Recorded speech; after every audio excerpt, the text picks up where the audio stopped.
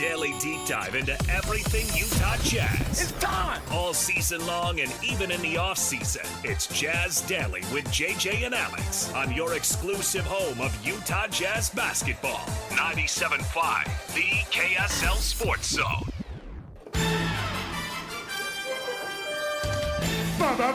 Basketball, gimme the ball because I'm gonna dunk it! Basketball, gimme the ball because I'm gonna dunk it! Basketball, gimme All right, the ball. welcome back. JJ and Alex, 97.5 the KSL Sports Zone. Alex Curie, Jeremiah Jensen, and the Tesh Brothers, of course. Did I hear there's a new Tesh song? Yes, there is. We're talking about that later? Later in the I show, was told to not search it out because we're going to do a live review, a live music review of John Tesh's new Round Ball Rock 2.0. The Shred Edition, I've been told. It's music. You don't need a new edition of it. I haven't heard it yet, but I hope it has lyrics. Yeah, I'm sure NBC's all, hey, go ahead and throw some lyrics down on this too. John Tesh and his brother Dave. Go check that out. That's right. Look, that's one of the best roles that Jason Sudeikis has ever played. Fake John Tesh, because he looks exactly freaking like him. Joining us on the program right now, he is Jake Scott. You can hear him every day, 10 to noon. He and Ben Anderson do a phenomenal job breaking down the Utah Jazz, and he's just one of our guys we go to. When it's Jazz talk, we listen to Jake Scott. Jake Scott on the program. What's going on, Jake? You guys talking about the Entertainment Tonight guy? Yeah, we are. Absolutely. You talking about that bozo? You know what? It's gonna be like. Hey, let us play some stuff off the new album. It's gonna be garbage. No. Here, preview. It's gonna suck. Oh no. Come on, Jake. You You always can't love get that. a little sentimental when you hear that Round Ball Rock song. I will say though. I like the OG, man. I don't need the new wave. I don't need now the newest album. No thanks. No. Give me the old one. Don't ruin it. It's like at the concert when that big-time artist gets up and says, I've been working on some stuff. I think we're going to play that for the next 30 minutes. You're like, what? Who was it? Somebody was telling me about that. They went to a Billy Idol concert. First of all, going to a Billy Idol concert? Okay. And he's like, he's got some new stuff he's playing. I was like, Nope. Billy Idol has no new stuff. Nope, not interested. You should not have any of it. Speaking of music, by the way, I don't know if you know this, Jake, but you were the guy who got me onto Jimmy Buffett in the winter of 2004 when I was interning back in the day. I was like, what are we listening to? Cheeseburger in Paradise? What is this? And then I suddenly learned to love Jimmy Buffett, may he rest. And you know what? It was all because of Jake Scott. So Jake, there's you have that feather in your cap, buddy. Yeah, I'm glad. I'm glad I got to enjoy Jimmy while he was here. But no, it's a family thing. My old man loved it, and I followed right along. And it just feel good, right? I'm a feel good guy. I'm a positive frame of mind person, except for when it comes to my personal life, sports, and my work. So. I like to. It's the dream, right? It's the dream of sitting on the beach. Yeah, that's pretty good. Yeah. I'll be in Zihuatanejo at some point. All right. Well, I do want to ask you first about Team USA and the meltdown that they almost had against Serbia. They were downside. Did you see the ending of that one? Because we were all wondering. We're watching it, and we could barely show prep because we were just sweating bullets over Team USA. But they pull it out against Serbia, and they figured it out. And now they're taking on France. Do you get excited about those, or are you just like, well, it's so much different basketball? Like, this French team, though, is the home country. They're dialed up. It's a bunch of guys we already know. This is what we want in the gold medal game, man. Yeah, I mean, I'm of mixed emotion. I normally don't care about the basketball because the U.S. is so dominant and should be, and it's only a story when they suck. And I will admit, I have not seen the game yet. I am new to the Peacock app, and no, I am going to go back and watch it because I have that ability now.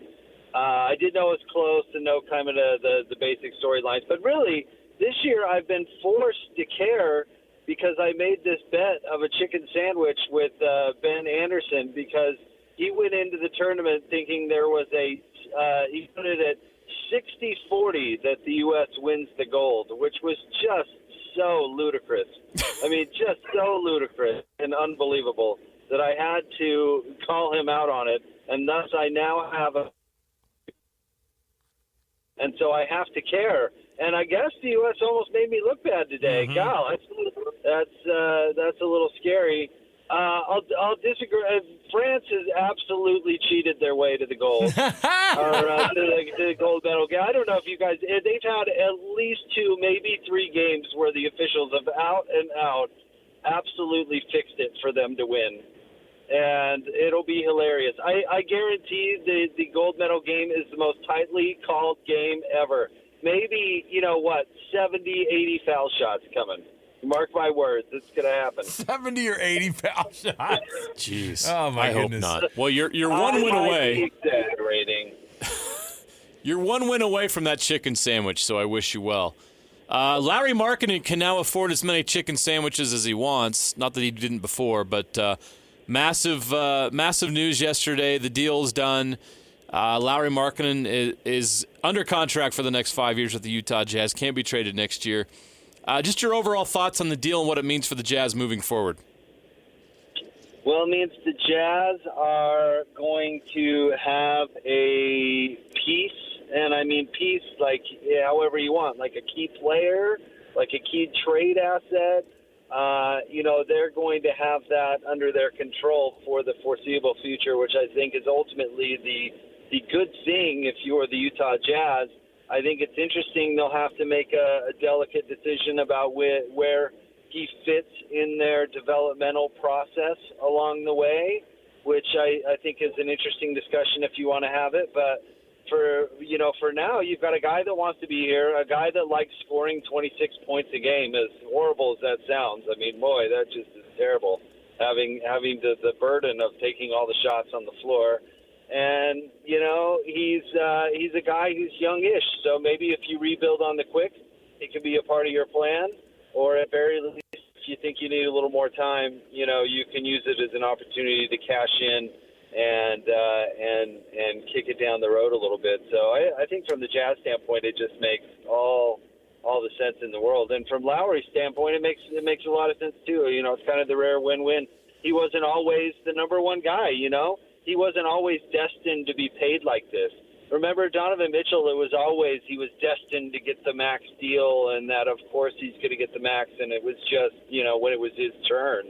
Lauri, that hasn't been his path in the NBA. He was the third or fourth choice or on, third or fourth on the totem pole in Cleveland. He was on his way to middle class in NBA land, and to cash in big, is a huge deal. So, I think guys get to different points in his career, and Lauri's at the point now where he takes the bag, and good for him. He honestly could retire today, wouldn't have to work another day in his life.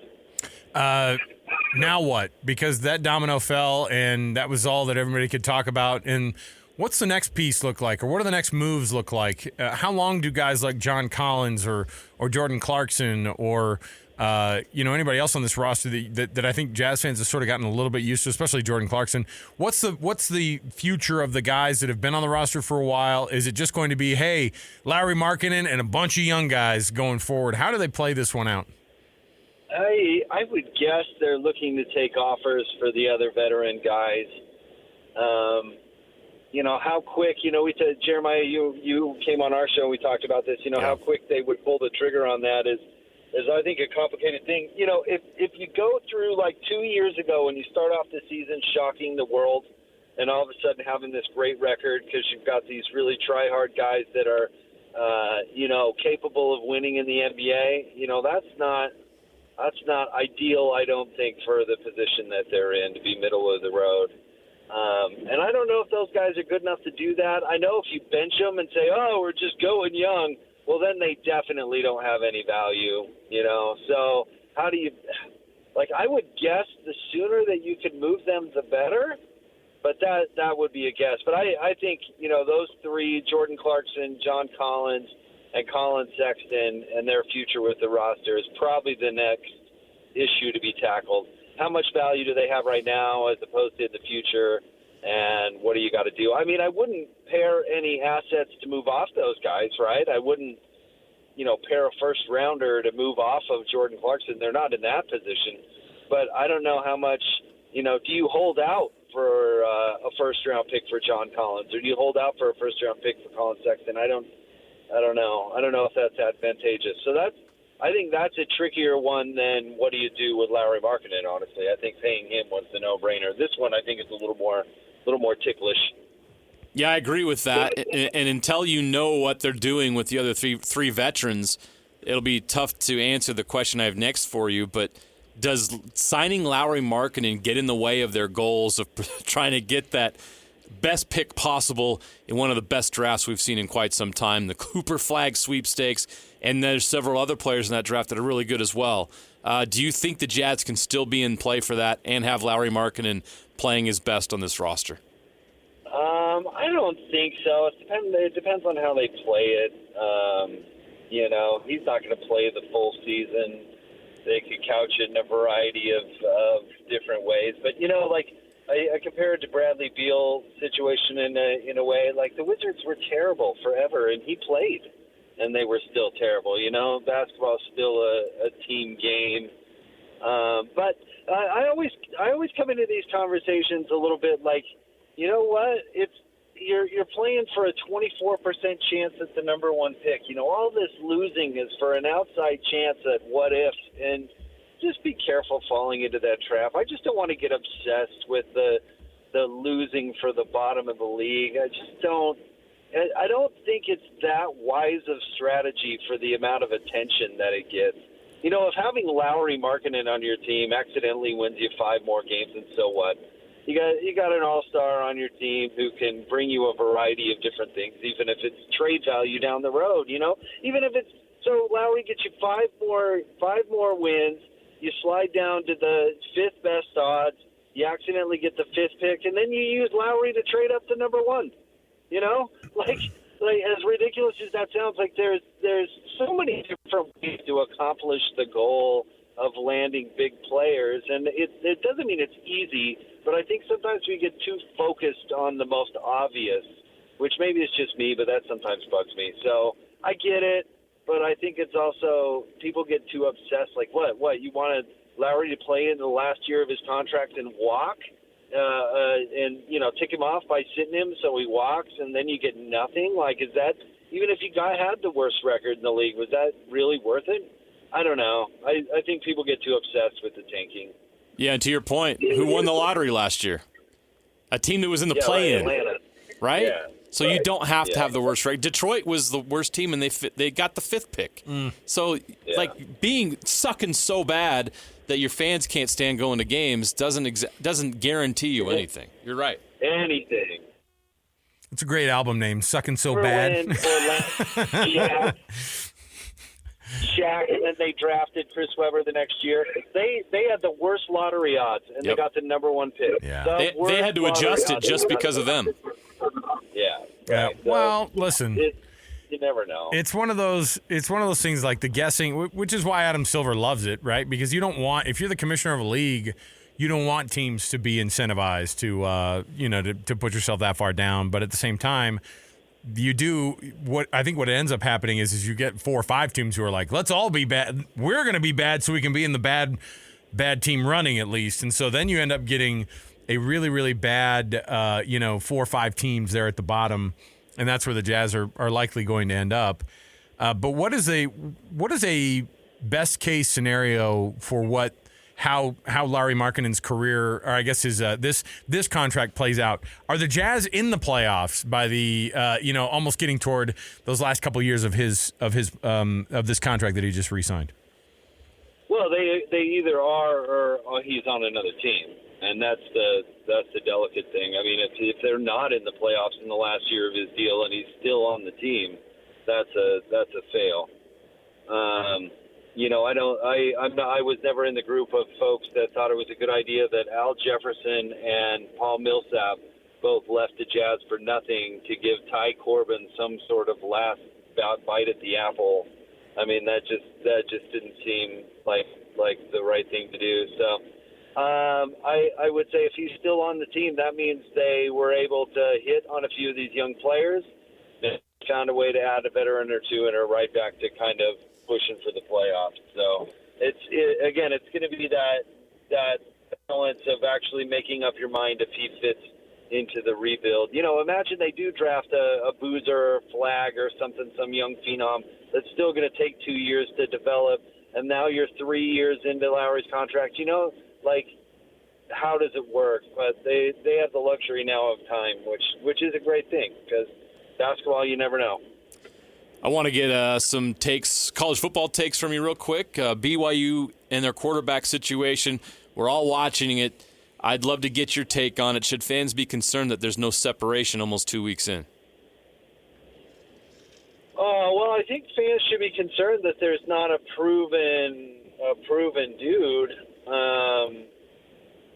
I know there are people with experience, but certainly some far from proven, like the old, if you've got two quarterbacks, you really don't have any. That's kind of the fear, right? But I also think that coaches are fundamentally dishonest this time of year. And I think even if they had an idea, I don't think they're telling any of us. So, Well, the idea is also that they separation, but we're not going to tell you. Yeah. There's some separation, but I don't feel comfortable commenting publicly on it. It's like, okay, because because Southern Utah, or who is it that they play first? They play Southern Utah, right? Utah does, yeah. No, BYU Southern Illinois. I was thinking of Kyle Whittingham's Kyle Whittingham's point of, I don't feel comfortable commenting publicly on it. I don't want the Thunderbirds to get any kind of edge on us in that first week. I mean, my heavens, we're trying to give ourselves a shot here against Southern Utah. Same thing with BYU. I mean, the reality is, I think, Witt's in a way better spot because they have a legacy quarterback on the other side. You have BYU, who's like, no, they really might have a hard time, not in that first game necessarily, but if they're not figuring it out, the quote-unquote separation. And I don't even know what that means these days. Like, there's been some separation. It's like, yeah, but just tell me if somebody's way better, and that's the guy you put in. I guess fans this time of year, there's a lot of up in the air, and fans get pissy about where their team is, and the guessing about by the way, in a month and a half, all of these discussions will be moot, and we'll have moved on, and we'll actually kind of know exactly where these teams are, and it's crazy to think how quickly, and we've all been in the middle of this, where you go, oh my goodness, we were waiting for football season to start, and now we're in week 8. It suddenly is right there. So it's a crazy one. It's a fun time of year for us, and on top of the college football, on top of the Jazz, on top of all the stuff we already do, throw hockey into the mix, and that's where we're all living in this sports world. So, Jake, we love having you on the program, man, and thanks for being on, and thanks for being honest with us as usual. Oh, I do my best. Always a pleasure, guys. Thank you. There you go. Thanks, Jake. Thanks, Scott. Stay with us, 97.5 the KSL Sports Zone.